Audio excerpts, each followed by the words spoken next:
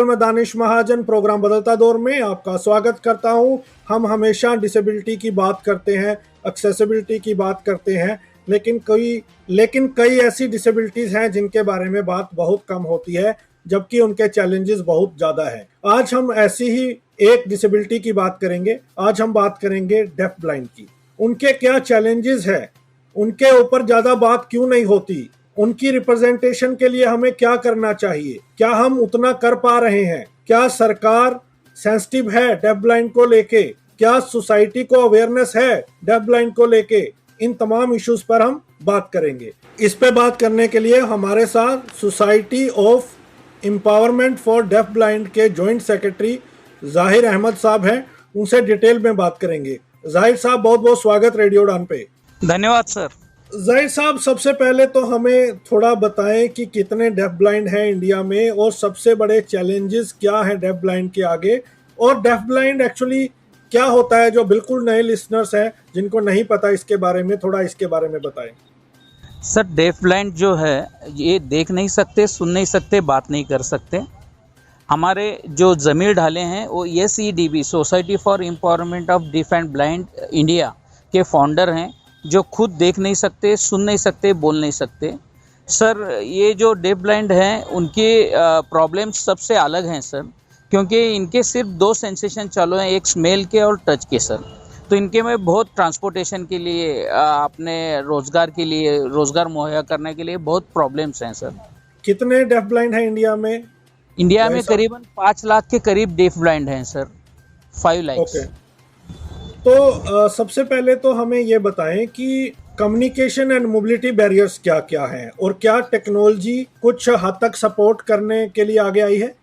जी sir, इनमें difficulties ये हैं कि इनके बॉडी के अंदर सिर्फ स्मेल और टच ही चालू है सर। इसके वजह से सर एक ब्रिल मशीन आती है जो CSR फंड में NGO थ्रू अवेलेबल होती है। पहले तो ये सिर्फ आउट ऑफ इंडिया होती थी, लेकिन भगवान के दया से हमारे इंडियन साइंटिस्ट के लोगों के वजह से वो अभी गुजरात में भी बन रही है सर। उसकी कॉस्टिंग भी पहले ज़्यादा थी, अभी कम हो गई है। एक ब्रेल लिपि का एक मशीन आता है सर, जो मोबाइल से कनेक्ट होता है, लैपटॉप से कनेक्ट होता है। उससे ये लोग कम्युनिकेशन कर सकते हैं, व्हाट्सएप यूज़ कर सकते हैं, ईमेल्स यूज़ कर सकते हैं सर। और इस टेक्नोलॉजी की वजह से बहुत सी सुविधा इनको उपलब्ध हुई है। वो ठीक है, लेकिन जब ये जाते हैं मार्केट में, लोगों का क्या एटीट्यूड है, किस तरह के चैलेंजेस ये डेली अपनी लाइफ में फेस करते हैं? दुर्भाग्यवश सर, लोगों का एटीट्यूड जो है ना, जब ये ऐसा कोई बंदा देखेगा ना, तो उसे वो एक तो दया की भावना से देखते हैं, वो किसी गरीब या भिखारी के भावने से देखते हैं, या तो फिर उसका छल करते हैं, या तो उसका तिरस्कार करते हैं, यानी उससे छुटकारा पाना चाहते हैं। और उनको इज्जत जितनी मिलनी चाहिए सोसाइटी में, वो दुर्भाग्यवश नहीं मिलती। ये जो जमीर ढाले हैं सर, उनके ज़िंदगी पे ब्लैक पिक्चर निकला था, जिसमें अमिताभ बच्चन और रानी मुखर्जी ने अभिनय किया था।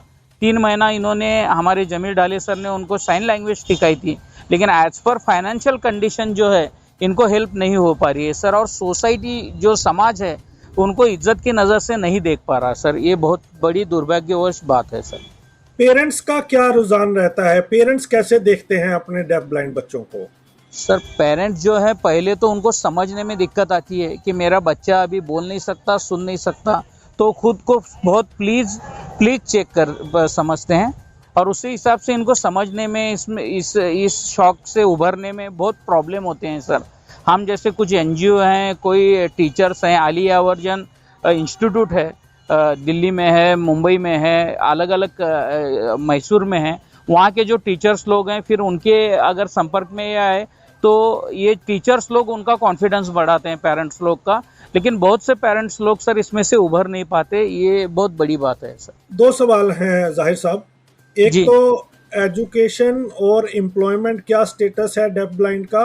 कौन कौन से जगह पे ये एजुकेशन ले सकते हैं, कहाँ कहाँ इनको एम्प्लॉयमेंट मिलती है? ये जो 5 लाख का आपने नंबर बताया, उसमें से कितने बच्चे एजुकेशन लेते होंगे और एम्प्लॉयमेंट हासिल करते हैं? सर, एजुकेशन लेने का तो जो ये है ना परसेंटेज, वो बहुत ज़्यादा है। कोई बच्चा विदाउट एजुकेशन नहीं रह पाता सर। मुंबई में आलिया वर्जन इंस्टीट्यूट है, उसी के साथ दिल्ली में है, और उसके बाद में मैसूर में है, वहाँ बच्चों को एजुकेशन दिया जाता है सर, लेकिन दुर्भाग्यवश सर एम्प्लॉयमेंट जो है, उनको जो नौकरी है सर, एक्चुअली हम चाहते हैं कि ऐसे बच्चों को कंप्यूटराइज में एक्सपर्ट करके, ईमेल्स में एक्सपर्ट करके इनको मैनेजर की पोस्ट मिल जाए, लेकिन सर ये एम्प्लॉयमेंट का जहाँ तक सब्जेक्ट है सर, ये हो नहीं पा रहा है दुर्भाग्यवश से। इसमें गवर्नमेंट भी हेल्प नहीं कर रही है, हम जो कोशिश कर रहे हैं सर उसमें हमको सहायता भी नहीं मिल रही है सर।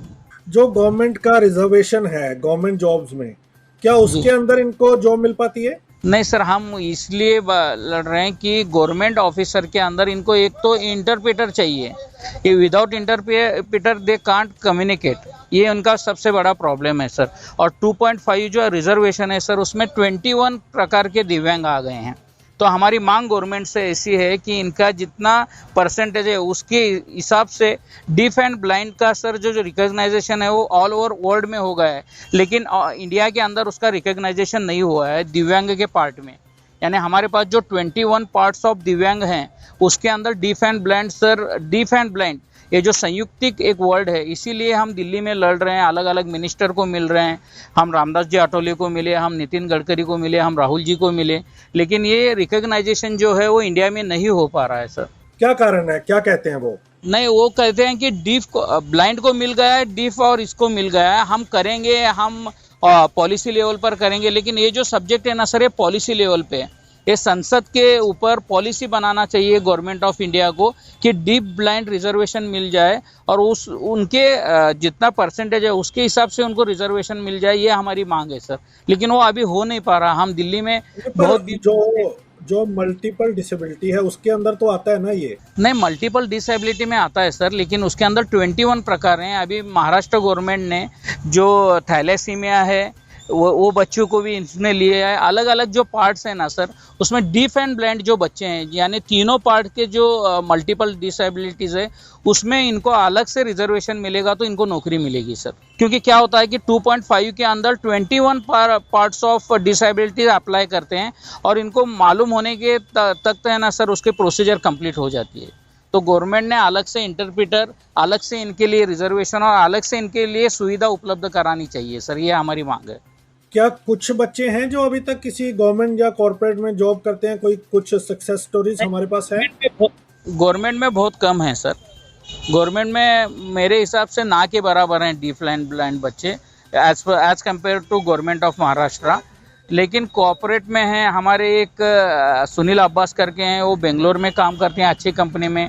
जमीर ढाले बोल के जो फाउंडर हैं SCDB के, वो पहले गुजरात में एक मल्टीनेशनल कंपनी में काम करते थे सर। लेकिन गवर्नमेंट में ऐसे बच्चों को सर नौकरी मुहैया नहीं हो पा रही है, क्योंकि एक तो इनके साथ एक आदमी को देना पड़ता है जो कि इंटरप्रेटर है, इनकी भाषा दूसरों को बोलते हैं सर। तो जो कॉर्पोरेट के लोग हैं उनका क्या रवैया है डेफ ब्लाइंड को लेके, और सोसाइटी में किस किस तरह का स्टिग्मा है? नहीं, स्टिग्मा तो सोसाइटी में बहुत है सर, लेकिन कोऑपरेटिव लेवल में जो बच्चा डिजर्व करता है, जो इंटेलिजेंस है, जो इंग्लिश अच्छे से बोल सकता है, कम्युनिकेशन कर सकता है with the help of technologies और ईमेल कर सकता है, तो उनको बहुत कम मिलती है नौकरी, लेकिन बहुत कम प्रमाण में मिलती है सर। और स्टिग्मा किस किस तरह का है? स्टिग्मा यानी सर इनको क्या बोलते हैं हम, इनको इज्जत नहीं मिलना, इनको नौकरी ना देना, इनका हक ना मिलना।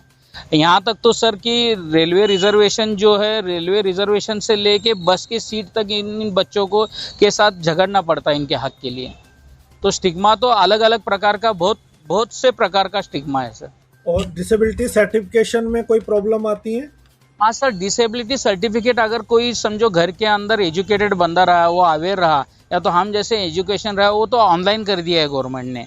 इसके लिए अभी 3-4 सालों में कुछ दिक्कतें नहीं आ रही, लेकिन जब ये ऑफलाइन था तो बहुत करप्शन का प्रॉब्लम था। वो एक तो बच्चों को लेके घर के लोग जाना, सोसाइटी में बाहर निकलना, वो अथॉरिटी से मिलना, ये बहुत प्रॉब्लम होता था सर। तो आज के टाइम पे सरवाइव करने के लिए डेफ ब्लाइंड कम्युनिटी क्या करती है?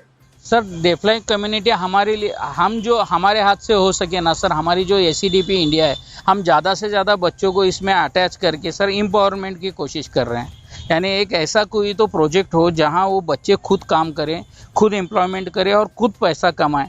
क्योंकि जब तक फाइनेंशियल कंडीशन का स्ट्रांग नहीं होगा तब तक उनको सर सोसाइटी में इज्जत नहीं मिलेगी। ऐसा मेरा ठाम मत है सर, ऐसा मेरा मानना है।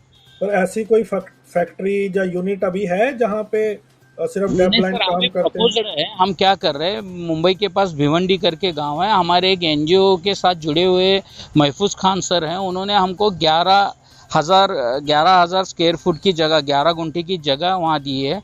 तो उसके ऊपर हम सोच रहे हैं, अभी प्रपोजल है, इसके लिए हम एसबीआई फाउंडेशन की हेल्प ले रहे हैं कि उस पर काऊ डंग का एक प्रोजेक्ट किया जाए। और काऊ डंग के प्रोजेक्ट के ऊपर से इको फ्रेंडली की वजह से वो बच्चों को कोई रोजगार उपलब्ध किया जाए, ऐसे हमारा है। और उसी के साथ जो कॉस्मेटिक रहता है सर, होममेड जो सोप शैम्पू वगैरह रहता है, वो हम इंट्रोड्यूस कर रहे हैं सोसाइटी के लिए। अभी हमें भी सर फंड का प्रॉब्लम आ जाता है ये बच्चों को कुछ हेल्प करने के लिए।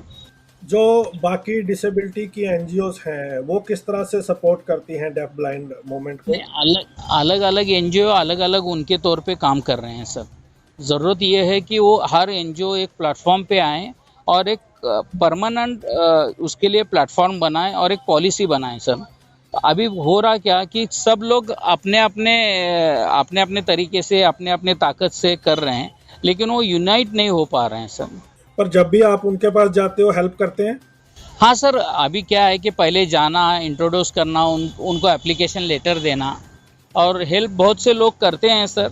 लेकिन ऐसा यूनाइट अगर कुछ प्रोजेक्ट चालू हो गया तो ये डिफलाइन कम्युनिटी को हम एक बहुत बड़ा सपोर्ट यूनाइट आके कर सकते हैं। ये हेल्प करने की सर तादाद बहुत कम है। क्यों एनजीओज यूनाइट नहीं हो पाती हैं, क्या कारण हाँ लगता सर, है आपको? ये हाँ, इसलिए सर गवर्नमेंट की तरफ से अलग अलग प्लेटफॉर्म की तरफ से कोशिश नहीं हो रही है सर उनको एक एनजीओ पे लाने के लिए। अभी पीएम दक्ष योजना है सर, गवर्नमेंट के अलग अलग स्कीम है, गवर्नमेंट ऑफ महाराष्ट्र के हर राज्यों के अलग अलग स्कीम है। लेकिन अगर वो गवर्नमेंट ही उसमें अगर कुछ पुढ़ाकार ले और सब एनजीओ को एक साथ लाए तो वो आसानी से हो सकता है सर। इसलिए हम अलग अलग अथॉरिटीज़ को मिल रहे हैं, ऑफिस बेरर को मिल रहे हैं, मिनिस्टर को मिल रहे हैं। हमारी मांग यही है सर कि एक परमानेंटली उनके लिए प्रोजेक्ट किया जाए। इसीलिए हम नितिन गडकरी साहब को भी पिछले महीने मिले सर। क्या कहा उन्होंने? सर उन्होंने बोला कि सीएसआर फंड तो हम नहीं कर सकते, लेकिन गवर्नमेंट के किस इसमें गडकरी साहब ने बोला कि आपका प्रोजेक्ट जो है वो इको फ्रेंडली में है, गवर्नमेंट के किस स्कीम में बढ़ते हैं हम आपको पक्का मदद करेंगे। गवर्नमेंट से जो 3 सबसे बड़ी डिमांड आपकी है वो क्या है?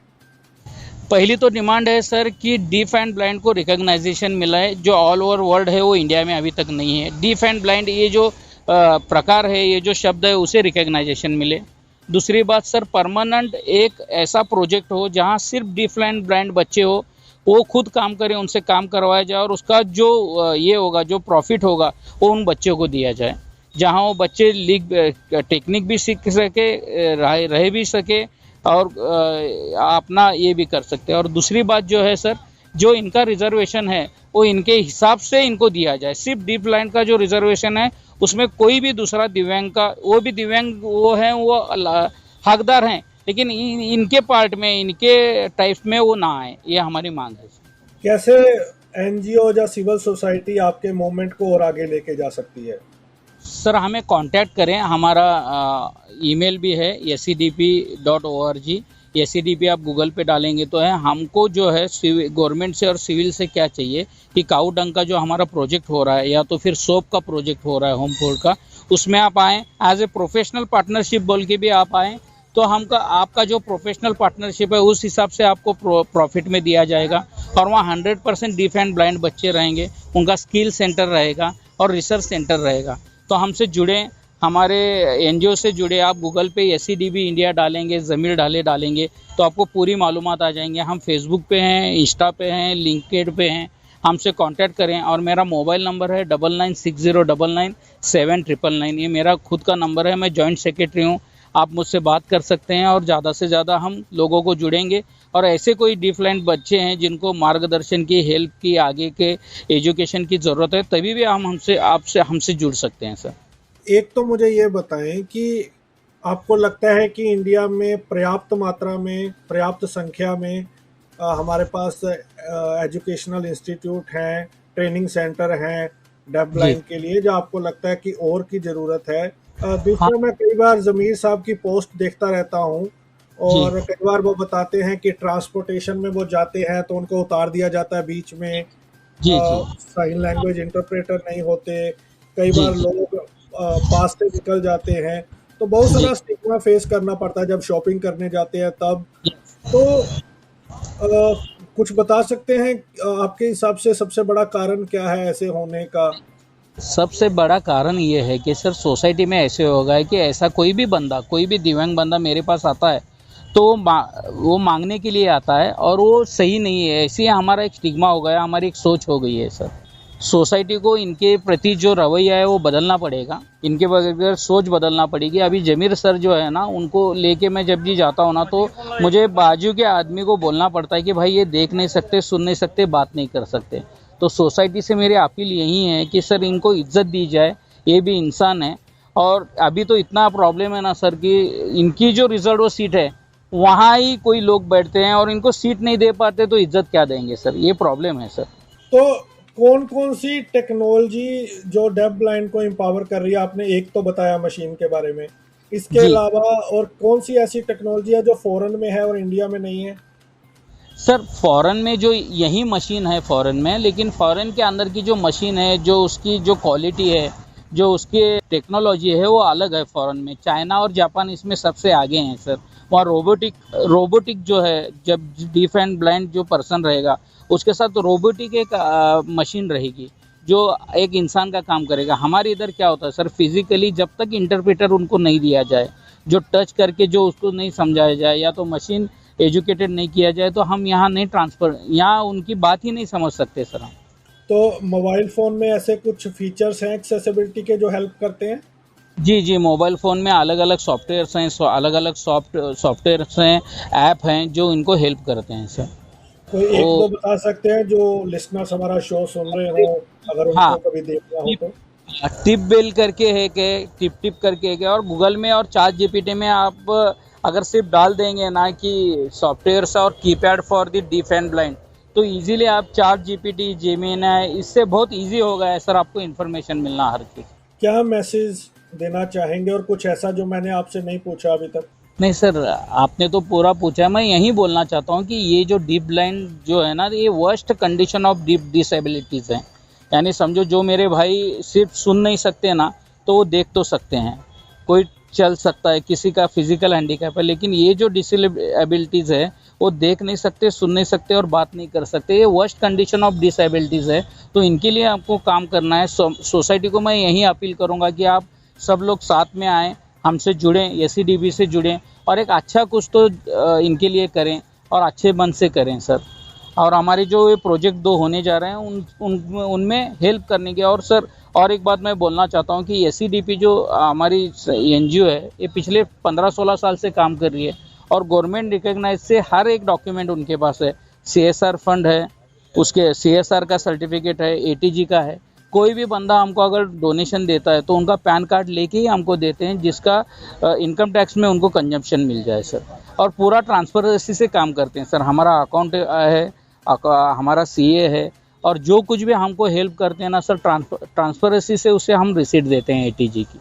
तो मेरे लास्ट के 2 सवाल हैं। एक, क्या गवर्नमेंट सेंसिटिव है डेफ ब्लाइंड को लेके, आपको अच्छे से सुनती है? गवर्नमेंट में भी 2 पार्ट है, एक सेंट्रल गवर्नमेंट है और एक स्टेट गवर्नमेंट है। तो जी क्या सेंट्रल गवर्नमेंट ज़्यादा अच्छा कर रही है या स्टेट गवर्नमेंट डेफ ब्लाइंड को लेके अच्छा कर रहे हैं? एक सवाल तो मेरा ये है आपसे। और दूसरा, थोड़ा सा हमारे लिसनर्स को ये भी बताएं कि आपकी ऑर्गेनाइजेशन अभी तक कौन कौन से प्रोजेक्ट करती है या कर रही है? जी सर, गवर्नमेंट, जहाँ तक गवर्नमेंट का सवाल है ना सर, क्या होता है कि गवर्नमेंट दोनों, सेंट्रल गवर्नमेंट और स्टेट गवर्नमेंट दोनों अच्छा काम कर रही है सर। जब भी पिछले हमारे सीएम थे एकनाथ जी शिंदे साहब, तो उन्होंने दिव्यांग मिनिस्टर निकाला महाराष्ट्र के अंदर और दिव्यांगों का काम किया। हमारी मांग ऐसी है सर कि जब तक हम ऑफिस बेरर और मिनिस्टर को मिलके ये दिखाते नहीं, ये इंडिकेट नहीं करते, तब तक वो इसके तरफ ध्यान नहीं देते। तो हमारी मांग ऐसी है कि सेंट्रल गवर्नमेंट और स्टेट गवर्नमेंट, सभी स्टेट गवर्नमेंट अलग से सर, हम कर्नाटक सीएम को भी मिले थे पिछले बार, और साउथ इंडियन में बहुत से बच्चे जो हैं वो एंजाइटी और इसके शिकार हैं, और सबसे ज़्यादा मैसूर के पास हैं। तो उधर भी एक इंस्टीट्यूट निकालो करके हमने मांगनी की थी।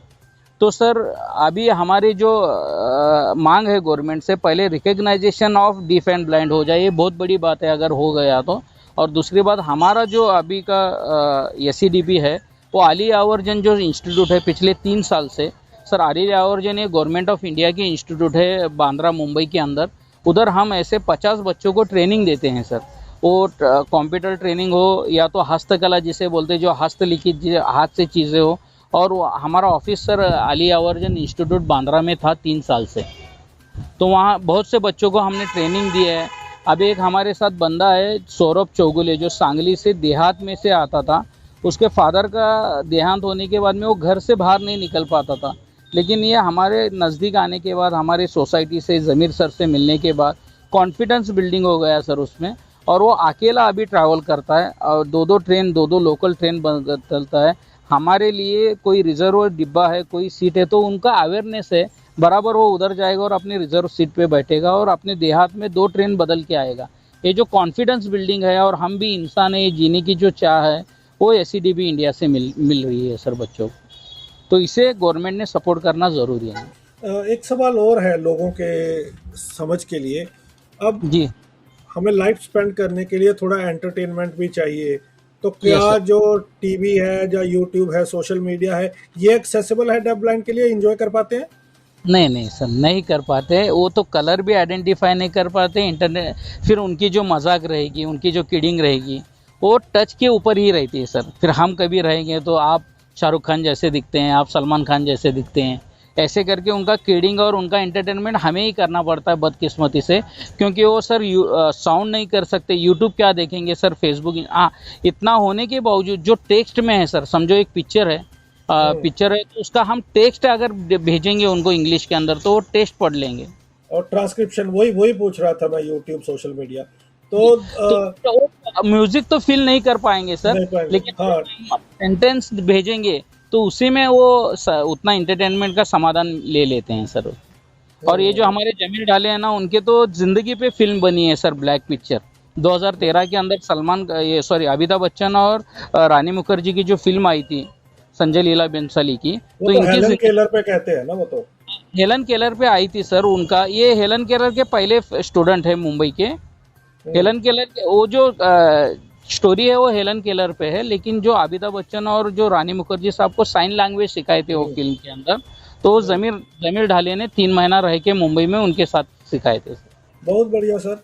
उम्मीद यही करते हैं कि अच्छा होगा, जो भी आपकी डिमांड्स हैं वो धन्यवाद गवर्नमेंट सर को मानने आपका। की। जी जी जी सर, और आपका धन्यवाद हमारे एसीडीबी इंडिया ऑर्गेनाइजर्स के तरफ से। आपका धन्यवाद, रेडियो उड़ान के सभी टीम का धन्यवाद, और सभी व्यूअर्स का धन्यवाद। Thank you sir. सर उम्मीद करता हूँ आपके सब क्वेश्चंस क्लियर और अच्छी तरह समझ आएंगे सर। बिल्कुल, और हम आपको आश्वस्त करते हैं, जब भी जी आप चाहेंगे कि रेडियो उड़ान किसी तरह से कंट्रीब्यूट कर सकता है आपके मैसेज को एम्पलीफाई करने में, तो हम जी हमेशा आपके साथ खड़े रहेंगे। और जी thank you sir, so much, all the best. धन्यवाद sir, thank you very much, thank you sir. तो लिसनर्स, बात की आज हमने जाहिर अहमद साहब से, जो जॉइंट सेक्रेटरी हैं society for the empowerment of deaf blind, जिन्होंने बताया किस तरह के चैलेंज फेस करते हैं, किस तरह की टेक्नोलॉजी होती है, क्या उनके प्रोजेक्ट्स हैं, कैसे आप सपोर्ट कर सकते हैं। अगले सप्ताह मुलाकात होगी किसी और पर्सनैलिटी के साथ। दीजिए इजाजत, सुनते रहिए radio Udaan flight of life. Bye bye.